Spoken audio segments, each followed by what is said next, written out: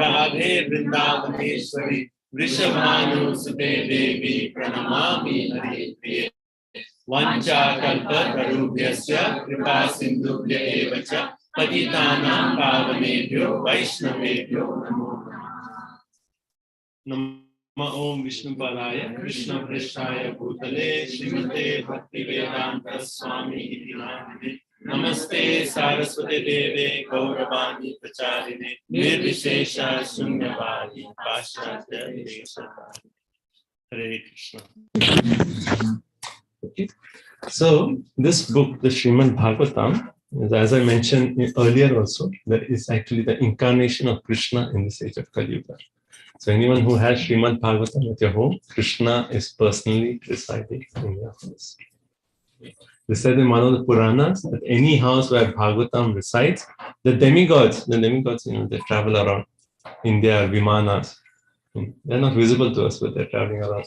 And when they see any house where Bhagavatam is, they stop in front of the house, do their pranams, and proceed. So that is the glory of Srimad Bhagavatam. Just having Srimad Bhagavatam at home. So this is not an ordinary book. It says, Pibata Bhagavatam Rasam Alaya. It is actually the abode of all rasa. All the happiness, the nectar that we are looking for in life, this is the abode of all the rasa. And when you have such a nectarian drink, you don't like as such read it. You actually drink the nectar. Pibata, you have to drink the nectar of the Srimad Bhagavatam. Right? So now we have come to 10th canto. So starting from the first all the way to the 9 cantos, and now it's 10th canto. And the entire 10th canto is finally coming to Lord Krishna's pastimes. The previous cantos, you have stories of the Dashavatar and glories of Srimad Bhagavatam itself. It talks of teachings of Lord Kapila, Narsimhadev, Leela, Varaha, Vamana, then different planetary systems. All those information are coming to the 10th canto. So, okay. So I'll make one more point because the introduction on Bhagavatam itself will be the whole class, but one more point.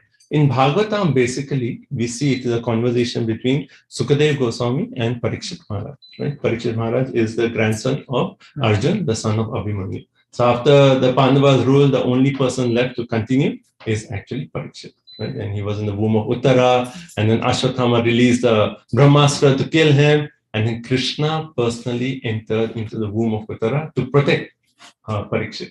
So Parikshit is certainly a very exalted devotee of Lord Shri Krishna. He's known as Bhagavata Pradhana, the best of all devotees. That is Parikshit. That Krishna entered into his womb even when he was in his womb. So Krishna gave darshan at that point. So Parikshit Maharaj and Sukadev Goswami, they are having this conversation. Parikshit Maharaj is cursed. That anyway, there's a whole story, but he's cursed to die in 7 days. Right? And in the 7 days, he was the emperor, and he was thinking, okay, what should I do? 7 days are left. Immediately, he went to the banks of the Yamuna. He sat and he said, I am going to fast until death. Because at the end of 7 days, a snake bird was supposed to come and kill Parikshit. Right? So that's the story a little bit. And then when he actually went there, then all the sages from different parts of this universe, they actually assembled there. So Narada, Vyasadeva, and then all the sages like Brihaspati, Bhrigu Muni, Angira, all the sages came. And there's a whole assembly of the sages. And in that assembly, Parikshit Maharaj asked, what is the duty of everyone in all circumstances, particularly one who's going to die?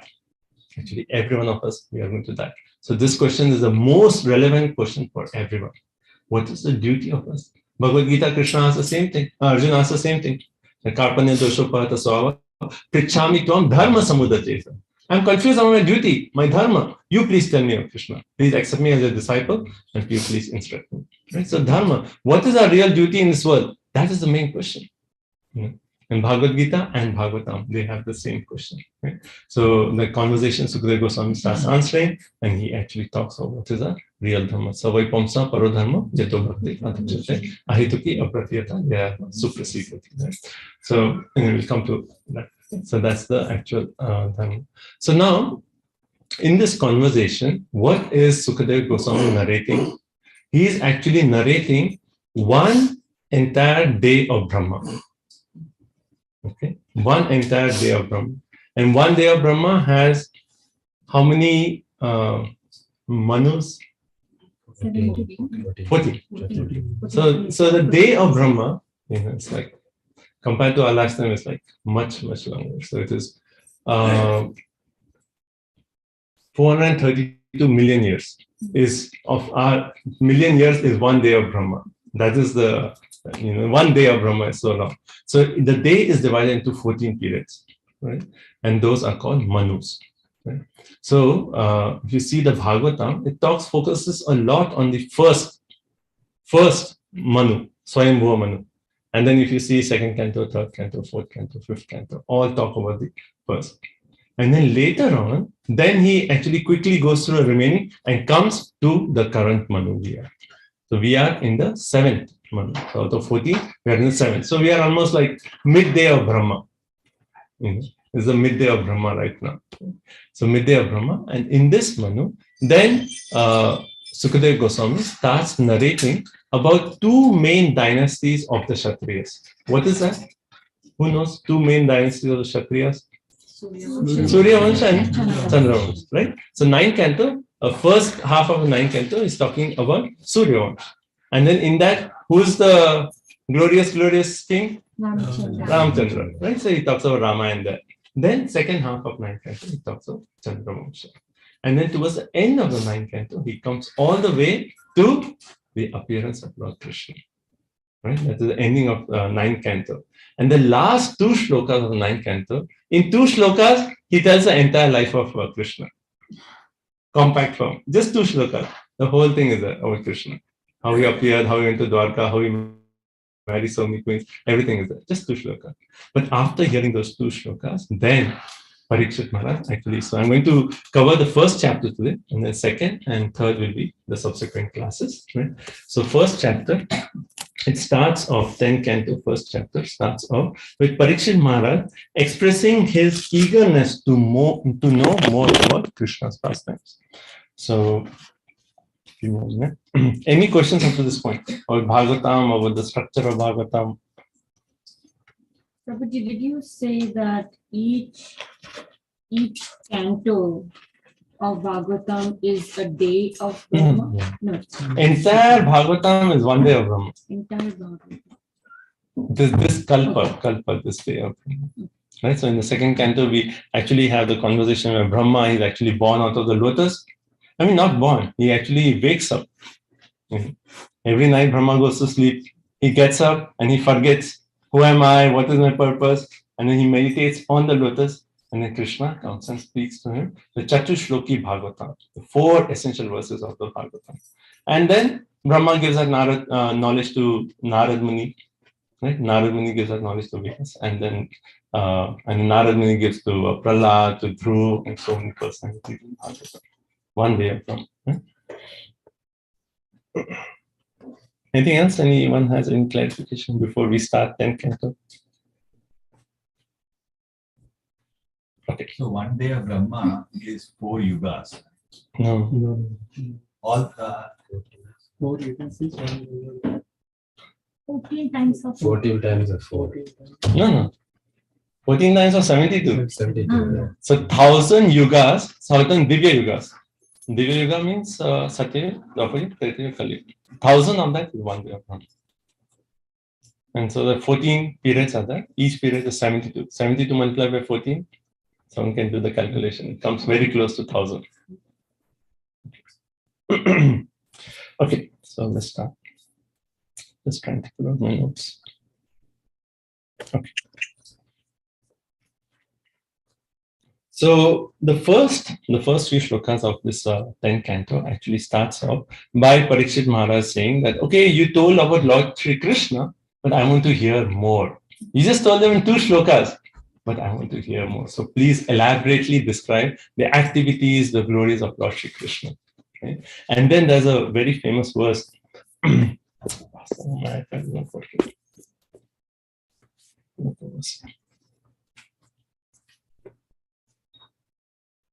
Maybe someone can share the Veda base. Like you have it, Mate? Yes, probably which verse you want. 10th canto, just the first chapter, when you can get all the shlokas together. Okay. Yeah. So, and share on the group. Okay. So when Parikshit Maharaj, so please don't get distracted with your phones. Pay attention here. Right? So Parikshit Maharaj is requesting Sukadeva Goswami, please speak more, about, I want to know more about the pastimes of Lord Shri Krishna. And then he actually says this very important verse. Nivritta tasai upagiyamana bhavoshat shrota manobhirama ka uttama shloka gunanuvada kuman virajayet vina pashugnas. So basically, Parikshit Maharaj is actually saying, he says, Nivritta tasai upagiyamana. Who is the one who can really relish the Leela of Lord Shri Krishna? Leela of Krishna lifting Govardhan hill, Leela of Krishna having Ras Leela. In India it is very common. They say, oh, let's talk about Ras Leela. But Parikshit Maharaj are already given that now we are going to go into 10th canto. This is the real essence, the real nectar. But if you want to relish the real nectar, that should be a qualification. Nivritta tarsai ubhakiyamana. That actually means those who are actually free from material hankerings. They are the ones who can really relish the Leela of Lord Shri Krishna. Right? So Prabhupada in the purport actually talks about how, how those who are, like he quotes the Bhagavad Gita verse, it says, Bhogeshwara Prasaktanam, Yata Parata Chesasam. That those who are like constantly just thinking, how can I become happy? How can I enjoy my senses? How can I eat, drink, be merry? If that is the focus, then the inclination to hear these topics is not there. Last week we discussed the 3 modes of material nature. If someone is primarily in the mode of Rajogun or mode of passion, which is actually associated with unlimited desires, then he will not be able to relish these topics. And you can see, like even practically, if sometimes your mind is very agitated, oh, I should get this, I want this, then it's hard for you to even listen or even think intelligently or digest anything. It is just, but if your mind is more peaceful, then you're in a position that, okay, now let me, hear something or study something or learn something new, right? So we see that. So Krishna is making a point, Nivritta tasai upagiyamana. Those who are like full of material desires, that is their main focus. For them, it is very difficult to relish this. Right? But we are all having material desires. Okay, I'll come to that. Bhava Oshadi. What is Oshadi?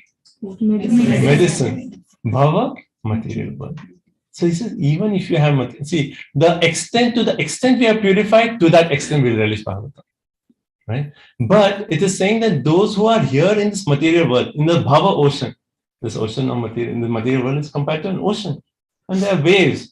We are tossed up and down in this waves, up and down, up and down. Sometimes happiness, sometimes distress. We just go up and down. Right? So in this bhava, what is the medicine to get free from this happiness and distress and finally get free from the cycle of birth and death? Bhava Oshadi. So this hearing of Hari Katha is actually the solution to actually get purified and go back home, back to Bhava. So one point is, okay, I still have so many material desires. Can I read this? But the point is, this is a solution to clean your material desire. So you take it, right? You take it. But normally when we take medicine, it is bitter. It's like, oh, what should I take? Especially if you're taking Ayurvedic medicines. Many of them are like so bitter. Neem, so many things. Very bitter. But is this medicine bitter? He says, Shotra Mano Abhirama. Those who actually take this medicine, and how do you have to take this medicine? Doctor says, okay, twice a day. But this medicine, Shrotra, you just have to hear the Srimad Bhagavatam. The nectar of Krishna's pastime, just hear it. And when you hear it, Mano Abhirama. Your mind and your heart will become so happy. This is the medicine you don't want to stop taking. It is so nice. Sometimes they have medicine mixed with honey. It is so good that you don't want to stop taking. This is like that. You just have to keep hearing, and then your mind and your heart will become very happy. Ka uttama shoka gunan. And who will not hear about the pastimes of Lord Shri Krishna? This is the medicine that will get you free from all the sufferings and then get you the highest destination of going back home, back to God. And the medicine is very nice, sweet like honey. Now, who will not take this medicine? And then he says, he concludes by saying, Puman viraje vina pashu. Only those who are killers of the self. What does it mean, killers of the self? Actually, in 2nd chapter of Bhagavad Gita, Krishna has said, the soul can never be killed. But here it is said, killers of the self, in the sense that those knowing that we are spirit soul, are actually not paying any attention to actually progress spiritually. They are the ones not interested. They know that their disease, problems are keep coming, but they are like, why take medicine? So those are so ignorant that knowing that our existence in the material world is full of problems and they are not taking the medicine. Only those people will not hear. Otherwise, everyone should hear this message because this is the real nectar. So Parikshit Maharaj starts off with that. And basically, he's actually saying, and why hear about Krishna? Why not? Up to this point, we heard about so many different incarnations, Varaha Dev, Vamana Dev. And then Parikshit Maharaj, he glorifies Lord Shri Krishna. And he says, it was Krishna who actually became the boat to cross over the ocean of the Kurukshetra war. And my own grandfather, right, Arjun and the Pandavas, my own grandfather seated on the boat, and Krishna actually took them across the sea of the Kurukshetra, which is filled by so many big fish like Dronacharya and Bhishma Pitama. Imagine in Kurukshetra, Krishna himself became the chariot driver, right? So Parikshit Maharaj is thinking how Krishna, so merciful, supreme personality of Godhead, has become the chariot driver. And to my own grandfather, he actually took him across this entire ocean, which was actually impossible to cross. Who can kill Bhishma? Who can kill Drona? And they had 11 Akshauhini. And how many the Pandava had? 7. 7 to 11. How is it possible? Only because of Krishna's mercy. And then he actually remembers, it is only Krishna who actually entered into the womb of my mother Uttara and personally protected me. Who can be more merciful than such a personality? Who will not hear this beautiful Harikatha? And in that way, Parikshit Maharaj is telling Sukadeva Goswami, please speak this elaborately. This is so nectarian. This is a medicine for everyone. For generations to come, anyone who hears Bhagavatam, what happens? Yastyam vai shruyamananam Krishne param purushe bhakti utpadet pumsham shoka moha bhayapaha. All your shok means what? Sadness, Distress, lamentation. Shoka moha, illusion. Bhaya, fear. We are all fearful, right? Padam padam yad vipadam natesha. Every moment there is danger. Right? But it's saying, just by taking this medicine, shoka moha bhaya, everything will be washed away. And then, so yasem vai shivamana Krishna param purusha bhakti utpadati puksha. Right? Bhakti will actually arise in the core of our hearts. That is actually the main benefit. Secondary benefit, all the shoka moha bhaya, that is washed away.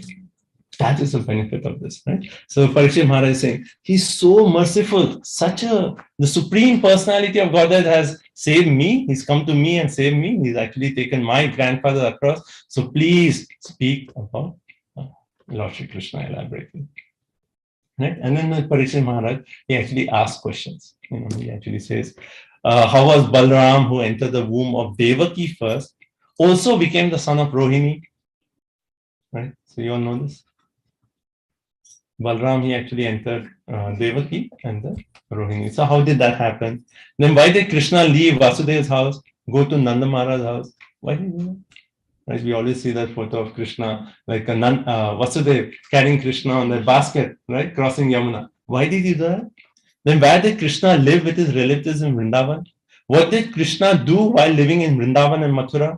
Why did Krishna kill Kamsa, who's his own uncle? Normally, according to Shastra, you respect your uncle. But why did Krishna actually kill his own mama? How many years Krishna lived in Dwarka? And how many wives did he marry? So he asked these 7 questions and he said, please describe this. Then it is described that maybe Sukadeva Goswami is thinking that 7 days you have, right? And I have spoken 9 cantos to you. Maybe you need a break. Maybe you need a break. And immediately Parikshit Maharaj actually says the next words. And he says, actually hunger and thirst are very difficult to overcome. And it was because of my hunger and thirst that I put that dead snake on Shamik Rishi. Right? On Shamik Rishi. And that's why he got cursed, right? So he said that time it was because of hunger and thirst that I put this dead snake on Shamik Rishi. But now, he's actually fasting to death. Right? So 7 days, a few days have already passed, 9 cantos are covered. So he's actually making the point. Actually, now I am drinking the nectar of this Bhagavatam from your lotus mouth, and it is so relishable that for me, material hunger and thirst is nothing. I don't even feel any material hunger and thirst. So don't think that I am tired. You please continue showering this nectar upon me. This is so nice. So you please continue speaking Harikatha. Right? And this is an important aspect that speakers, when the listeners are so eager to hear, then the speakers are enthused to actually keep speaking. So Parikshit Maharaj is saying, I'm very eager to hear. You please continue speaking. Glory to Allah, Shri Krishna. Okay. And then he actually, so Sukdev Goswami, he actually stand then say, oh, Parikshit Maharaj, your intelligence is firmly fixed. Why? Because you have a taste for hearing Harikatha. We have IQ, right? Intelligence quotient. But what is real intelligence? What is real intelligence? Knowledge of Krishna. Oh, first of all, knowing who we are, right? We could get all the masters and PhDs and this degree, that degree, but if you do not know who we really are, what intelligence is that? Okay, what else? Discrimination. Relationship to Krishna. Discrimination. What is good, what is bad? Okay, yeah. Dharma actually tells us what is good, what is bad. Relationship to Krishna. Oh, yeah, relationship to Krishna. Okay. So everyone knows this chariot example, right? So consider a chariot with 5 horses, right? The 5 horses represent our 5 senses, right? And then there are reins to actually hold the horses. Those reins represent the mind. Right? Now, who is the chariot driver? The intelligence. And who is the passenger? The spirit soul. The spirit soul. So imagine your mind. Chariot with 5 horses, reins, chariot driver is the mind, and chariot driver is the intelligence, the reins are the mind, and the passenger is behind. So if the chariot is properly controlled, who should have control of the chariot? The intelligence. But for most of us, even for practicing sadhakas, most of us, what happens? Is the mind takes control over the intelligence. What is there in our mind? We'll actually do it. What feels good right now? We'll actually do it. That's how we are driven. This gives some pleasure, I'll do it. This is good or not? Intelligence has no room to even come and speak. The mind is so strong. So for most of us, the mind is so powerful that there's no room for intelligence to come. So what is true intelligence? True intelligence is when the chariot driver actually has the power to control the reins properly, control the mind. And how do you develop that true intelligence? In the 3rd chapter at the last shloka, Krishna actually says, Bhagavad Gita, Krishna says, one should, DSI, anyone remembers? Develop a higher taste. No, anyway, this acronym I had told in one of our classes. Deliberate spiritual intelligence. Deliberate spiritual intelligence. Krishna says one should actually strengthen the intelligence by cultivating spiritual knowledge. So that's why this Bhagavad Gita, Bhagavatam, it's not books that when we grow old we'll study. It is right now we need to strengthen our intelligence. Otherwise, our mind will always take control of us. I heard this one thing this week as we meditating on that. Don't sacrifice what is the best thing for you for what feels good right now. And as practicing sadhakas, we know what is the best thing for us. Don't sacrifice that for what feels good right now. So our mind keeps speaking. So true intelligence is when that intelligence, right, gets instructions from the passenger. Right, in the chariot example, when the passenger gives intelligence and says, okay, you do this, that is being on the spiritual platform. Right? And what does the spirit soul actually tell the intelligence?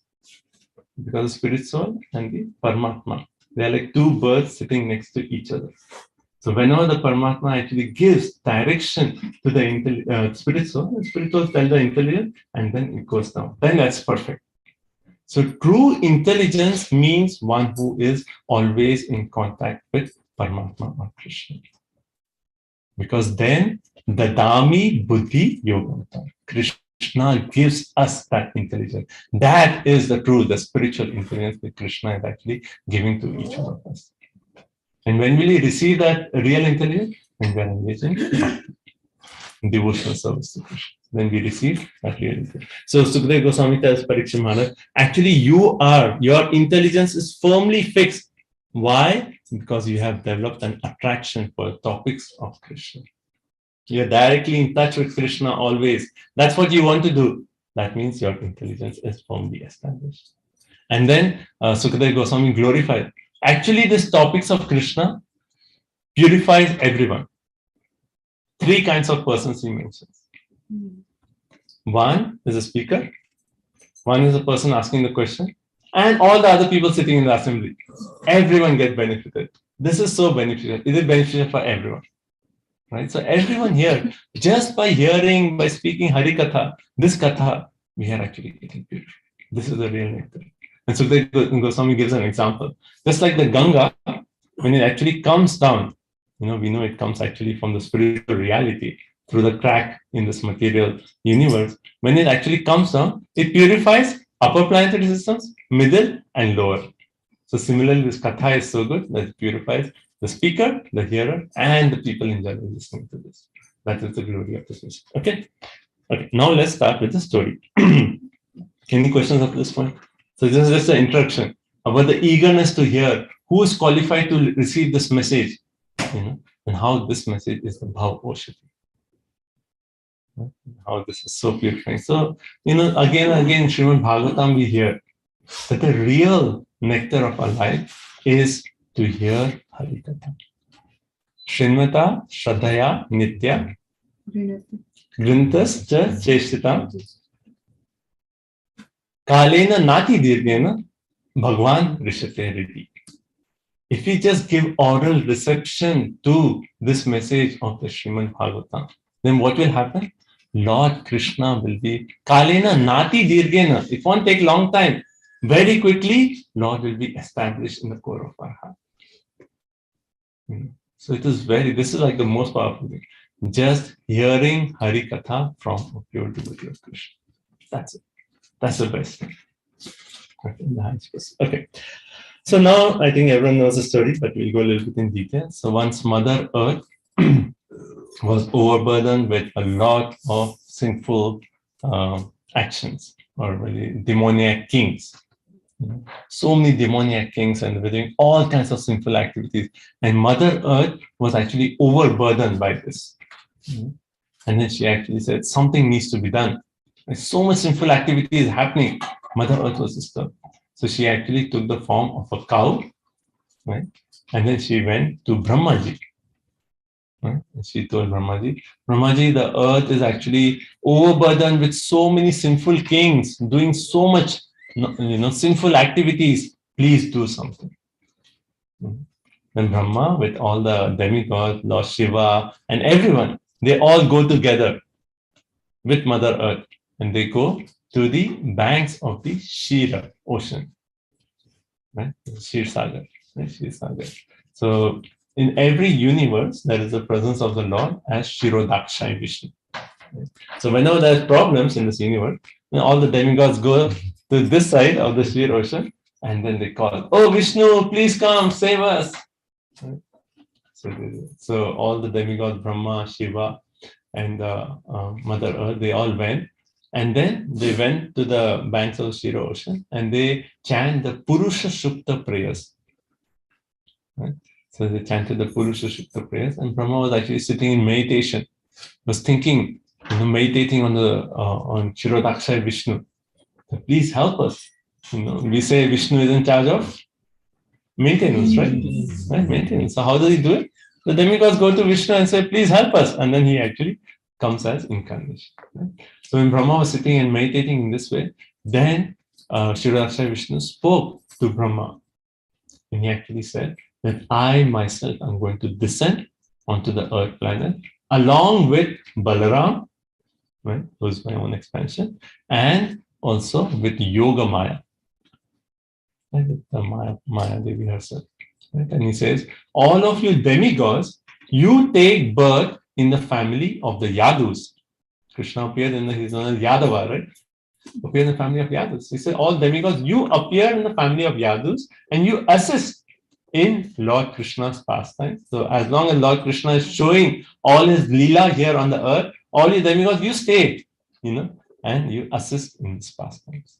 So Brahma got this message from Krishna, and then he told all the demigods, and all the demigods were pleased that yes, Krishna is going to appear, and we also will get an opportunity to be part of Krishna's pastimes. And then Brahma went back to Brahmalok, and then so that episode was the first episode. Okay? So in this episode, we see that how when Brahma actually went to invoke the mercy of Shirodaksha Vishnu, he didn't go alone. He took Lord Shiva, he took all the demigods. And why? Because there is a power of Sankirtan, or power of praying together. So when we come together and do Kirtan, when we come together and pray to the Lord, right? And also as described in Bhagavatam, they did that with full attention. So when we say Kirtan, Kirtan means what? We come to we do Hare Krishna Kirtan. Sankirtan, everyone coming together and with full attention. We are trying to invoke the mercy of the Lord. So Brahma knew the secret that everyone, we all go together, let's call out. And then immediately Vishnu actually reciprocated. So even when we come together in this form, like all of us coming together, doing Sankirtan, that is very, very powerful. That's the way we actually call out for the mercy of the Lord. Individually, we try to do it, but we are so much struggling with our mind. But when we come together, like, we have the Sadhu Sangha retreat, so many, like 3,000 people chanting together loudly. There's no question that, oh, my mind is disturbed, mind is going here. It's just that power of the holy name just carries us, and we are in that mood of Krishna, please, how long I have to wait? Please take me back. It's like that urgency, everything, just that mood comes right away. So power of Sankirtan we see in that point. And then Vishnu actually reciprocated. Okay. So this was the first episode that happened. And also in the prayers, they actually approach the Lord and they say, oh, you Lord, you are the Jagannatham. You are the master of the universe. You are Deva Devam. You are the God of all gods. You are the supreme God. You are Purusham. You are the supreme person. And you are Vrisha Kapim. Vrisha Kapim means you are the one who actually destroys the suffering of everyone. So you please destroy our suffering right now. Right? Okay. So this is the first thing. Now we'll come to the second episode. Any questions up to this point or any comments? This is okay? Okay. So continue. Okay, so now the second scene here is basically about everyone knows this, right? About Kamsa, right? And so there's a description of how Vasudev was the son of Surasena. He actually married Devaki, and Devaki is the daughter of Devaka, right? And Kamsa is the son of Ugrasen. So Ugrasen and Devaka are brothers. So Kamsa and Devaki are cousins, right? So once after Devaki got married to Vasudev, then Kamsa being a cousin, so even now we have that tradition. I remember when my sister got married, so the brother escorts the sister to the new house, So they had this. So Kamsa was feeling so much affection for Devaki, and he said, I will escort you to the house of Vasudev, right? And Kamsa, who was actually in one way a very cruel person, very envious person, he himself, out of his affection for his cousin, took the reins of the chariot and became the chariot driver for Vasudeva and Devaki. Actually, for a Kshatriya to take the role of a chariot driver is actually very low. They normally, it's like almost like, why would I do that job? So. But Kamsa, out of his affection, he wanted to show, oh, Devaki, you're so affectionate to me. He actually took the chariot. Right? And then he started driving. And then Bhagavatam described, there was the Asharira Vak. Asharira Vak. Asharira means body. Asharira means without body. Vak means voice. A voice that came up from the sky with no one in picture. Right? And what did the voice say? Asyatvam astama garva hantayam vahase abudha. Buddha means? Fool. No, Buddha. Intelligent. Intelligent. Oh, Buddha means fool. Oh, fool. Imagine the voice is saying, oh, fool, Kamsa. Right? Asyatvam astama garva. The person you're carrying, the ashtama garbha of that person. So it did not say whether boy or girl at this point. It just said the eighth womb, right? Eighth womb of the person you're carrying, hantaya, is going to actually kill you. You're a fool, comes up. That you're carrying there, but the eighth child of that person is going to kill you. And we see what was Kamsa's reaction. So it is described that Kamsa, how with his left hand, he was pulling the horses. And as soon as he heard this, immediately he just left the reins and caught hold of the hairs of Devaki, and pulled out his sword and was ready to chop her. And in that section, Prabhupada actually talks about how, he was showing so much affection to Devaki. Oh, Devaki, you're my cousin, you just got married. And just one thing, that was against his own interest. And then immediately he changed his character. Totally opposite. Killing his own sister. And in this, like a practical point for us is in our heart. Yes, there are some saintly qualities, but there are also the demonic qualities. Now, this is a good dog and a bad dog in our heart. And which dog speaks louder? Yeah, normally it is bad dog who speaks louder. Why? Because we feed the bad dog the most, right? But the dog you actually feed, that's the one that speaks louder. So Kamsa, though he was showing like affection on, but he had all that demonic nature. And as soon as there was something against his own interest, immediately switched. He didn't care, that's my sister. How can I kill her? Ready to kill her right away. And there's the other point about relationships. Bhagavatam, there's so much to learn. Everything about life is actually there in Bhagavatam. True relationships or deeper relationships are those relationships where, in spite of something against our own self-interest, we are willing to make a sacrifice for the other person. Right? And that's why Prabhupada says the best example of this is. Prabhupada said the best example of this is mother and child.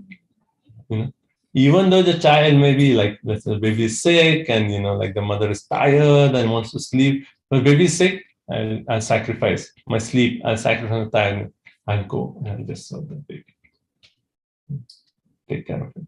So that is that relationship, and that is the kind of relationship that we should have with Krishna. And how do we express that kind of relationship? In this material world, there will be some problems. There will be some distress. Some ups and downs will always come. Some challenges will come, some obstacles to our bhakti. In spite of all this, if we can actually be steady in our sadhana and seva to Krishna, that is actually showing Krishna, like Krishna, my relationship with you, I don't want a superficial relationship. I want a real, pure relationship with you. I am willing to sacrifice in spite of all the obstacles. And that's a very powerful lesson from Bhagavatam. That normally spiritual life people take up so that all the obstacles go away, all the problems go away. The nature of the material world, there will be problems. But how can you see the problems as an opportunity to express our true love for Krishna?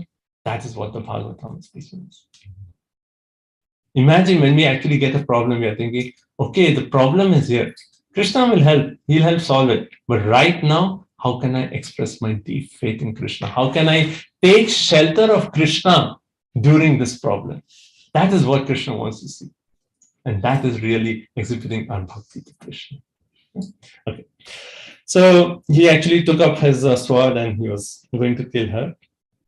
And then, so anyone wants to learn the art of convincing another person.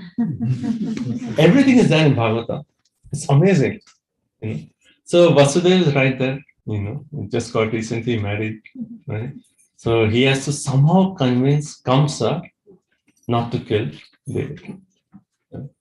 So he used 5 techniques, and these 5 techniques are amazing.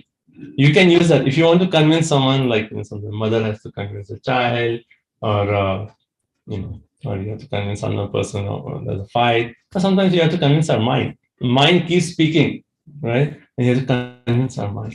These 5 points are amazing that you can apply to any situation.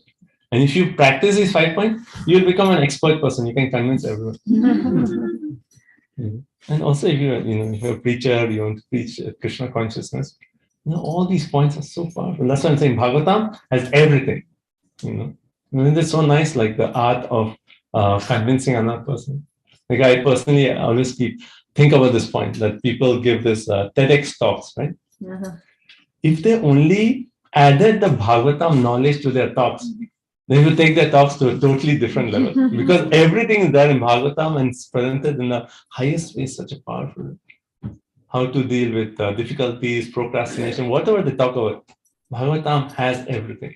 Right? Okay, so we'll go through the 5 points. That will be amazing. So first one. Right?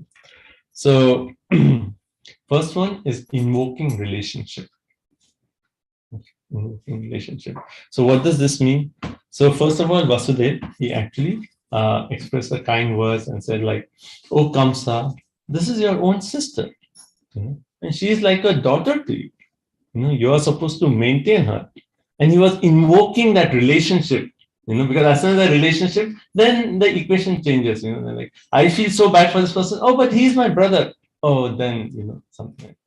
So first, he actually uses a trick of invoking relationships. It's like, how can you kill? She's your own sister. You're supposed to maintain her, and you have this affection to her, and you're so kindly taking us on chariot. So, how can you kill her? So that's the first thing. Then second thing. So first is invoking relationship. Second technique is personal gain. Personal gain. That means what? So, so Vasudev actually, he tells Kamsa.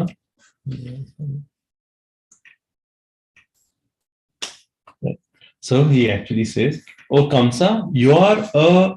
Okay, that comes later. I just need to find the right word, verse for this.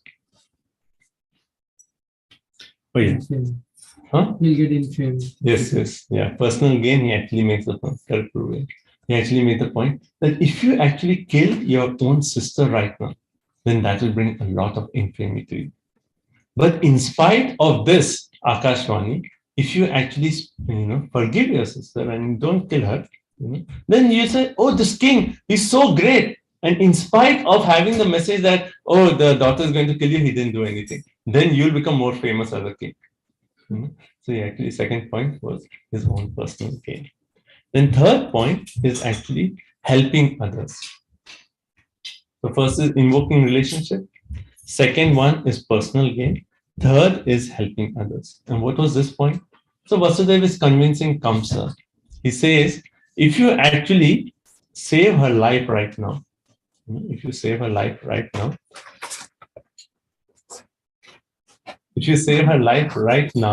then her own offspring, will serve you.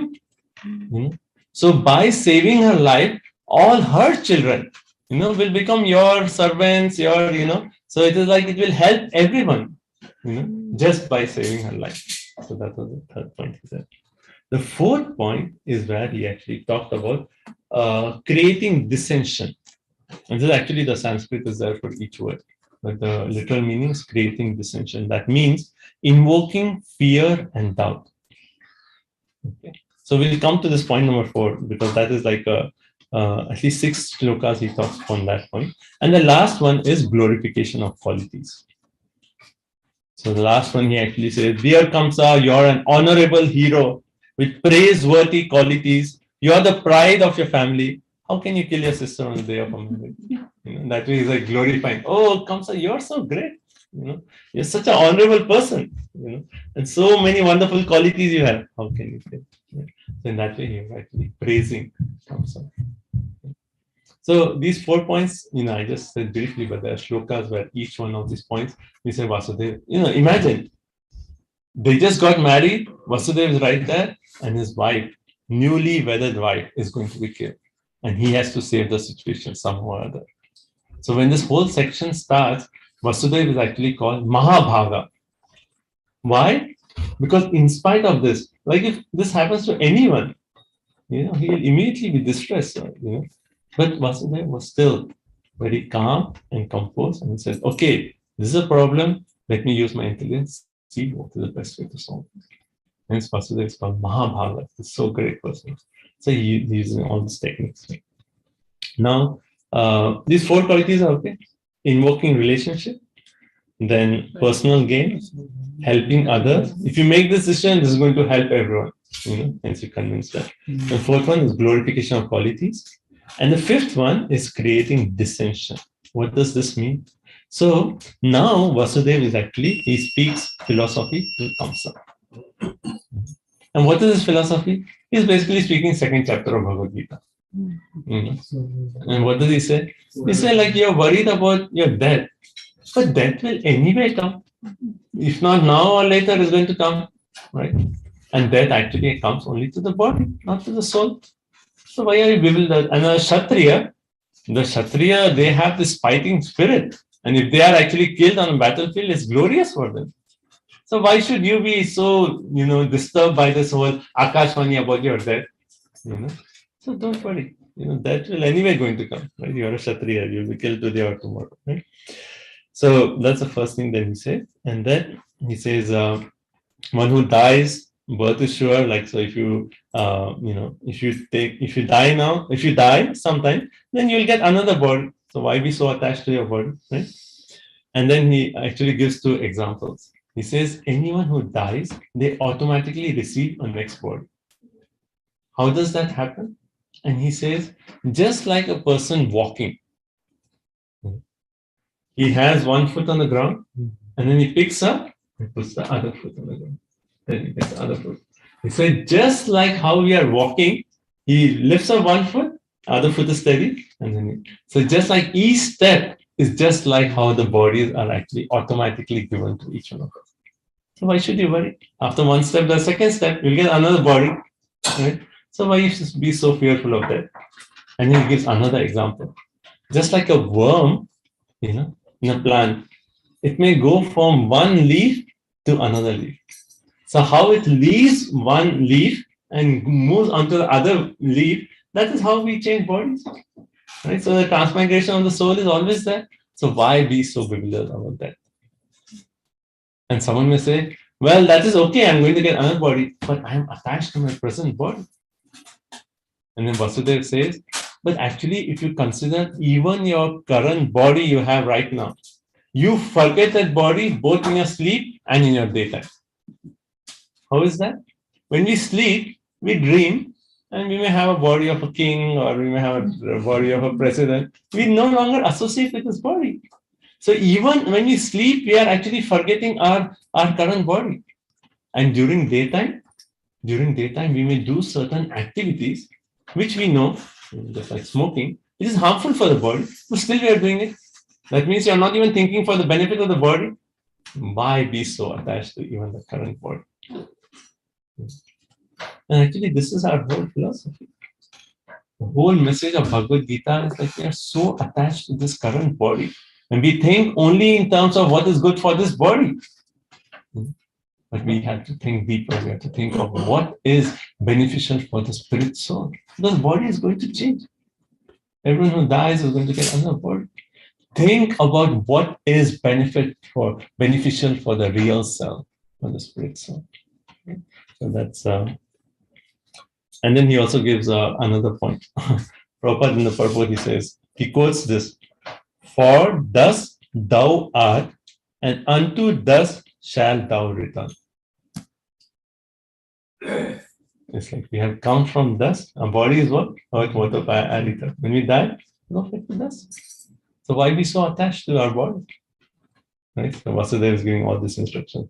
And then he actually says, just like, when we are absorbed in materialistic thoughts, we are attached, to that particular form. But he says that kind of attachment is just like when the sun or the moon is reflected on oil or water, and if there's a wind blowing, The brain is like the three modes of material nature. As soon as there's agitation of the modes, then what happens? It appears that the sun and the moon are actually distorted. But are the sun and moon really distorted? No. So similarly, the soul is actually never bewildered. It is only it appears that the soul is going through a cycle of happiness, distress, up and down. The soul is actually Satchidananda. So such wonderful instructions. And imagine the point that Kamsa actually holding the hair of Devaki and ready to kill. And then Vasudeva is saying all these points to Kamsa. But was Kamsa convinced? He used 5 different methods to convince Kamsa. Was he convinced? No, he wasn't convinced. Right? So even after hearing all this, Kamsa was not convinced. And then Vasudeva was thinking, right? I tried my best. I used my intelligence to actually, convince Kamsa, but he's not getting convinced. So he said, somehow or other, I need to save the situation right now. So he was neither pacified nor terrified. Terrified in the sense, like he also made the point that what determines our next life? The activities that we do in this life. So if you do this impious activity, your next life will be a body of suffering. So why should you don't kill now? Because you are going to suffer because of that. Right? So he said, neither he became pacified by the nice words and the other techniques, neither he became terrified. Then Vasudeva, he actually used this technique and he said, Mrityu buddhimata apayaha. He said, death should be avoided as long as possible with our intelligence and with our body strength. Right? So with my strength, I cannot stand in front of Kamsa, he's too powerful. But with my intelligence, somehow or other, I need to avoid that. And Prabhupada makes, it is the spirit soul is eternal. So even in our current life, when there's a way to avoid that, we should avoid it because the body can be used in service of Krishna. So we should avoid our death, right? So he was thinking that way. And he says, better to save Devaki right now. And then let's see what happens. The Akashvani has come. So even if I put faith in the destiny, the child may be born somehow and kill Kamsa. Or Kamsa may die even before the children. So right now what I can do is I can somehow save Devaki. And when the children appear, we'll see. The destiny is there, so that will happen. So he had that faith that yes, and also that another thing. Another name for Vasudeva is Anaka Dundubi. What does Dundubi sound like? Drums, right? So when Vasudeva was born, the demigods were beating drums, and hence his name is Anaka Dundubi. So he was thinking that anyway, when I was born, it was very fortunate birth, So certainly that'll be good, that will come out of this. So he had faith in destiny. So even after his best way of, trying to solve the situation, it didn't work, but he had faith. Yes, Krishna is there, he is my friend, he will take care of it. When Kamsa is supposed to die, he will die. So he said, right now, all I have to do is save Devaki. Her children, we'll see later. Right? So he actually says, okay, Kamsa, what I'm going to do is, right now, you don't have any fear from Devaki. The message, the Akashvani said, it is from her daughters. For children, sorry. For children, right? So whenever any child is born, I will come and I'll personally give you the child. And imagine Kamsa, such a vicious king, such an evil king. But as soon as he heard Vasudeva make that promise, he was like, Vasudeva has made this promise, he will not deviate from his promise. So even such an envious and ambitious person, when he hears, from a pure person of such pure character, he said, okay, he's given his word, he will not do it. I was thinking like that should be the quality of us, that, whatever happens, our purity, our standard, our integrity should be so high that people say, whatever happens, he will not do this. That is how devotee should be. So he said, okay, he's made a promise, he'll keep it. Kamsa, he actually did not kill Devaki. And then Vasudeva, when the first child was born, and he kept his promise. Imagine giving his own first son to Kamsa to be killed by Kamsa. And he was actually saying, how can, what will people say that I am giving my own son to be killed? Isn't it my duty to protect the son? And he was saying, well, for me, it would be worse for me to speak lies than to protect my son. And then he went and he gave the first son to Kamsa. And Kamsa was so pleased. He said, Vasudeva, you brought your son, you're keeping your promise? That is so nice. But the Akashvani said 8 sons. So it's not the first son. So you can take him back. And he took it back. Vasudeva took the first son back. But then who came? Narad Muni came. And he said, because Narad Muni is like an instigator, you want Krishna to appear soon. Come on, do the pastime. You want Krishna to appear. So he came and told Kamsa, Kamsa, you're being kind on Vasudeva. But it said Ashta Garva, right? And he showed a lotus. And it said lotus has 8 petals. Now, how can you say which is the first petal and which is the 8th petal here? You can never say, right? Where do you start counting? Anything can be first and anything can be 8. So he told Kamsa, any child could be the one who is going to kill you. And he also gave the point that the demigods are already taken birth in the family of the Yadus. And also he told in the previous life, you were the demon Kalnemi, and Vishnu killed you. So he told him 3 points, and then Kamsa was like, okay. He went, he got Vasudeva Devaki, imprisoned them, killed the first child. And one said, why would Narad do that? And there's a whole pastime which will be revealed, and how we know these first 6 sons were actually cursed by Hiranyakashipu. Right? Cursed by Hiranyakashipu, you'll be killed by your own father. So Kalnemi actually became Kamsa and he's killing his own children. So there's a whole story why that happened, but that's how the first chapter ends. Now we'll see. And then Kamsa, he killed the first 6 sons of Vasudeva Devaki. And then the 7th son is actually Balram. So we'll speak about Balram next class, because that will just lead to Balram Purnima, which is the appearance of Lord Balram. So that is on August 30th, Wednesday. And then following Wednesday is Janmashtami. Okay. So that was the first chapter of the 10th canto of Srimad Bhagavatam. I hope this was a good overview you got. Then next class we'll do 2nd chapter, and then we'll do 3rd chapter, the appearance of Lord Krishna. So also, as I mentioned, the Bhagavatam, it is the nectar for all of us. Presence of Bhagavatam at home is presence of Krishna at home. So anyone here who does not have Bhagavatam set, please take a full set with you. Normally this time of the year, Janmashtami time up to Bhadra Purnima, which is in September. These 2 months all over the world, this is our global campaign, we actually distribute these Bhagavatam books. Because this is how we can preserve our Vedic culture. Because if the books are not preserved, distributed, passed on to the next generation, then think about this. For so many generations, until us, the knowledge has been coming somehow or other. And we don't want to be the one generation who's not going to pass it on to the children. So hundreds of generations where knowledge is coming, pass it on to the next generation. So take a full set of Bhagavatam, inspire your children to read. As I said, everything is there in Bhagavatam. How to deal with problems, what of forgiveness, how to deal with challenging situations. And then today we read the art of convincing others. Everything is there in Srimad Bhagavatam.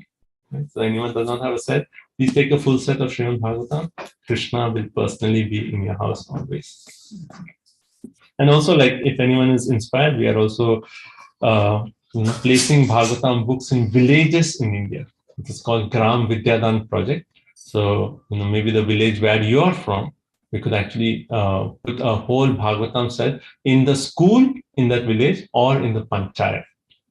So we are doing so many villages in India, and from our side, we are sponsoring. And it's easy for us to sponsor. The villages, they cannot afford to get a full set of Bhagavatam. So if you sponsor a set in India, we'll put it in the villages. And it's there's a whole story. I don't have time to say, but one entire village, they got the Bhagavatam set from a person sponsored from here.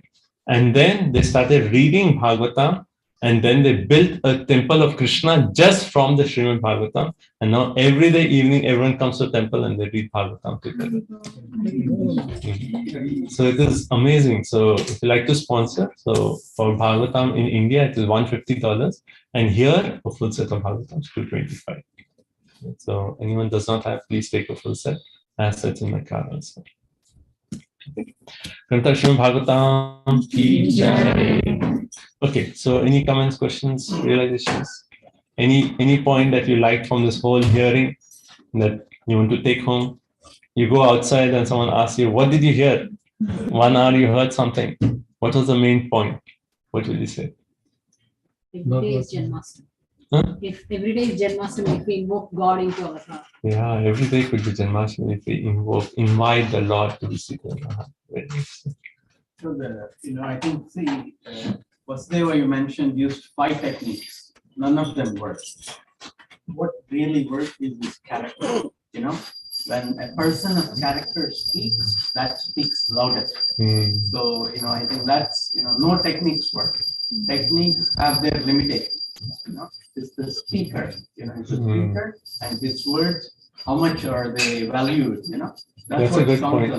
There's a Christian monk, he actually says, I preach day and night, and sometimes I say something. Sometimes I say something. I preach day and night. Sometimes I say something. That's the point. That just by his character, he's actually preaching. Sometimes he says something, but mainly it's the character. That's a good point, actually. Achar and Prachar. Achar is our character, Prachar is preaching. So if we don't have Achar, then our preaching has no potency. Yes. Yeah. Yes, sir. So basically, I always wondered. I mean, the Akashvani came and everything started. So why was that Akashvani? Very good question. Who said that? Okay. And what was the purpose Yes, of it? very good question. Why did the Akashvani even come? It could have been that, okay, Akashvani is not there and later on Krishna will come and kill. The Akashvani was actually by the demigods. Why? Because they wanted to create some kind of dissension between Kamsa and Devaki. Because if Kamsa was so affectionate to Devaki, how would Krishna come and kill Kamsa? Krishna, he wanted, the purpose of his appearance was to kill all the demons, including Kamsa. But if Kamsa is so affectionate to his mother, Krishna could not have killed his own mom. Also, another point is that Krishna loves Vrindavan. So for Krishna to go to Vrindavan, there needs to be some danger in Mathura. Oh, okay. Okay. Yeah. Would that be a reason that the first 6 kids that Krishna Vasudev had, they were also cursed and they should also get killed before Krishna is born? Yeah, so that's another point that about there was this whole curse for the first 6 children to that. In the commentary, our Acharyas mentioned this point that the demigods wanted to actually create that enmity between Devaki and Kamsa. Otherwise, how would Krishna come and he loves my mother so much, how can I kill Kamsa? That's why the demigods. It's okay. Okay, anything else before we end? It's amazing, such a demoniac, envious personality like Kamsa. He is also aware and accepts the soul and rebirth. And nowadays, completely different. Yeah. Like we see that even the demons, like in 7th Canto, Hiranyakashipu, when his brother Hiranyaksha is killed, he goes to the wife of Hiranyaksha and the mother, and he actually preaches such nice philosophy. You explain the 2nd chapter of Bhagavad Gita, you can go and see how Hiranyakashipu is explaining, and see how practically he explains the philosophy of the 2nd chapter. So the demons, they actually know that yes, we are spiritual. If we go to India, India is now also more like Western. But I remember I went to Vrindavan once, and we have our ISKCON Vrindavan temple, and I was just at the shoe rack just close to the gate.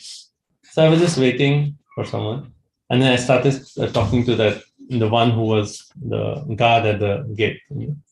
And I was talking to him, and he started speaking such amazing philosophy. I was like amazed. He should be sitting on the Bhagavatam and giving Bhagavatam class. He was speaking such wonderful philosophy. He was resident of Vrindavan. So in Vrindavan, you don't know who is who, but yeah, that philosophy, even one generation before, it was more common knowledge about that, how we are the Atma, we are not the body. But it is this generation. In the name of advancement of technology, we forget who we are. We just focus on our externals. Yes, sir. One question. You said that as the soul leaves one body, there is always a second body which is there. Now we also, in the tradition which we follow, we have Pitrapaksh, wherein we give water to our Forefathers.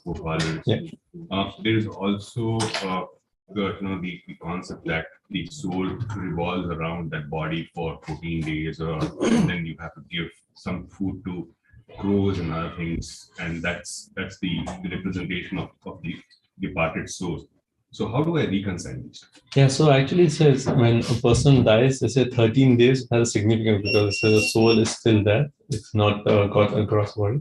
But the whole point of when we do the Shraddha ceremony is actually that the person, it is said that if the person does not get a gross body, by offering that Vishnu Prasad to him, he actually gets a gross body. That's the first thing.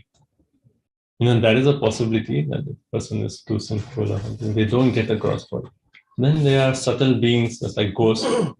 So by our offering Vishnu Prasad, they get delivered from that subtle body and they at least get a gross body. The second thing is wherever they are, by our offering Vishnu Prasad, they may get the same body, but it will have some benefit to their consciousness. So body, we could have human body, or we see in Bhagavatam, we have Bharatmana's story. He had the body of a deer, but what was his consciousness? That of a human being. Because he would remember everything, and he was going to saintly people, he was going to the ashram. So the consciousness is still benefited. So that's it. So it will not be promotion of the body itself, but more is what defines us as our consciousness. So are we saying that once the spirit soul takes the life planet of one, but then the descendants, when they are offering that, it's thought or the good vibes or the good thought which goes in and helps that soul in the next body? I would say more than just the good thoughts. It's a whole spiritual process. Like that is said, like when you give Shraddha ceremony to the forefathers, then one can get promoted to a Pitralok. There's a whole planet, Pitralok. One can get promoted to that planet. So even though he may have a particular body, but there's always possibility of promotion to a higher place, right? So it's not just a good thought. There's a whole process behind that offering.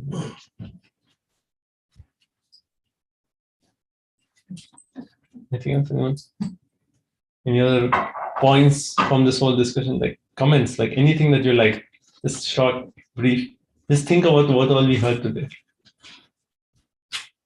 Steady mind of Vasudev when Kamsa is Ready going to to kill his new bride. Yeah. He's calm and equanimous. Yeah. We have to all. That's a quality we have to. Like how many times in Bhagavad Gita does Krishna actually mention the word equipoise? So we have, when you hear all this, like we have work to be done on our consciousness. Yes, Martin, we'll end with the last one. We had mentioned that hearing a Srimad Bhagavatam purifies the speaker, the one who listens, asks questions, and the audience. And there was a comparison with like Ganga purifies the Tribhuvan. But among the two, I was thinking the association of pure devotee is more purificatory. The Ganga cannot travel like to US, but Srila Prabhupada, he came and devotees came here. And association with such great sages is more purificatory, hearing from them. Okay, in relation to that Srimad Bhagavatam, one verse is there. So Srimad Bhagavatam 1.1.15, which says, O Suta, those great sages who have completely taken shelter of the lotus feet of the Lord can at once sanctify those who come in touch with them, whereas the waters of Ganges can sanctify only after prolonged use. Very nice. The bhajan also is there. Oh, hey, Vaishnav Thakur. Oh, yeah, Vaishnav. Yeah. They also say the same thing. You know, like Kangara Parasa Hoile Pashate Pavana Darshane Pavitra Koro Ei Tumargo. It says like Ganga will actually purify us by bathing in Ganga many times. But a Vaishnava is so powerful, Darshane Pavitra Karo Ei Tumarago. Just by having the darshan of a Vaishnava, we get purified. So that is the glory actually. Yes, that's a nice one. The devotee is actually even more powerful than Ganga. Okay, so we'll end that point. Thank you so much. This was okay. And, please get a Srimad Bhagavatam set or reach out to your friends, distribute Bhagavatam. Our goal here for our New Golaka temple is 100. We are at least 125 houses we want to bless with Srimad Bhagavatam. And our global goal is 55,000 sets of Bhagavatam. Canto Srimad Bhagavatam ki jai, Srila Prabhupada ki jai, Vanchakalpatarubhyasya Kripasindevacha Patitanam Pavanebhyo Vaishnavebhyo. Thank you all so much for your association. Hare Krishna. Hare Krishna. Thank you, Prabhuji. Hare Krishna. Mahaprasade Govinde. Mahaprasade Govinde. Nama Brahmane Vaishnave. Nama Brahmani Vaishnave. Sarvapunya Vatam Rajan. Sarvapunya Vatam Rajan. Vishwasa Vijayate. Vishwaso Nivajayate. Sharira Vidyaja. Sharira Vidyaja. Jodendriya Tahika. Jodendriya Tahika. Jive Pile Vishesagare. Jive Pile Nopamai Sudharmati. Adhita Katina Samsare. Krishna Bharadaya Moy. Krishna Bharadaya Moy. Hori Bhar Jivaja. Hori Bhar Jivaja.